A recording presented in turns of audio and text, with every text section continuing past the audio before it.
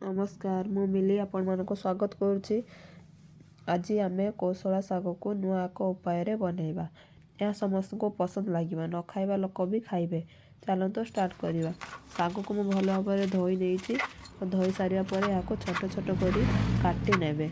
चेष्टा करंतु शाग को जमी बहुत छोट भाव में काटे जहाँफल शाग परिवा सह मिसीज। मुझे सब शाग को काटी नहीं। चलते एवं आरंभ करवा। मुझे कड़े गरम कर सारे कड़े किसी सरिष तेल ऐड करुच्ची।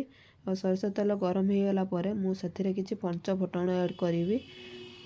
फुटण फुटीगला फुटण फुटीगला से पियाज ऐड करवा। पियाज को भल भाव में भाजी नेबा। लाल करवानी जमती सीझीज सेमती ही भाजवा। पियाज को मुझे भल भाव में भाजी निए। पियाज हो आसला लाल होना देखिपे लाल होना सीझीगला पियाज। एवं मुझे कंचा लंका ऐड करदेवी। आपड़ चाहिए सुखिला लंका भी ऐड करें। तो मु कंचा लंका ऐड करुच्ची।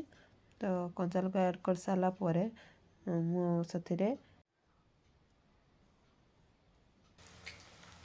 मुझे आलू आ बैगण काटिकी रखी ताको ऐड करदेवी।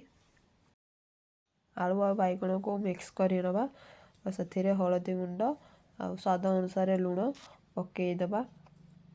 पकई सारापर भल भाव में मिक्स करी ताको सीझापी छाड़दबा। 2 ରୁ 5 मिनट पर्यंत सीझापी छाड़दबा।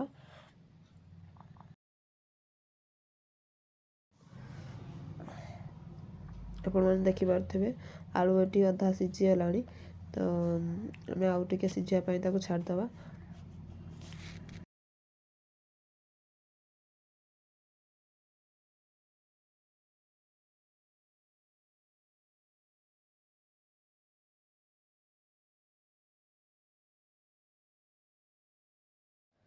आलू बैगण ये सीझीगला।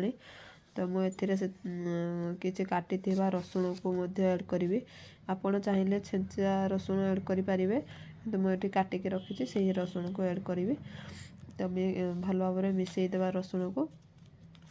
मिसी सारापर आम काटिकी रखी कौशला शाग को ऐड करवा। ताको भल भाव में मिक्स करदबा।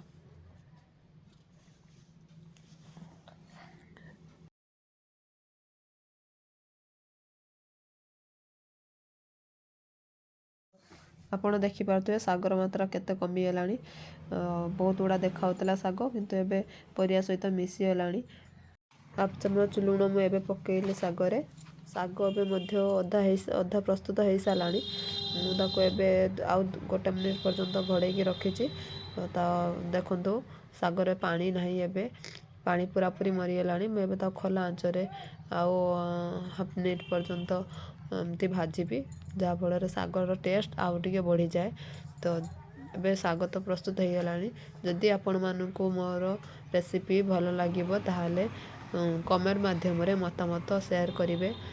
चैनल टी को सब्सक्राइब करेंगे एवं लाइक करेंगे।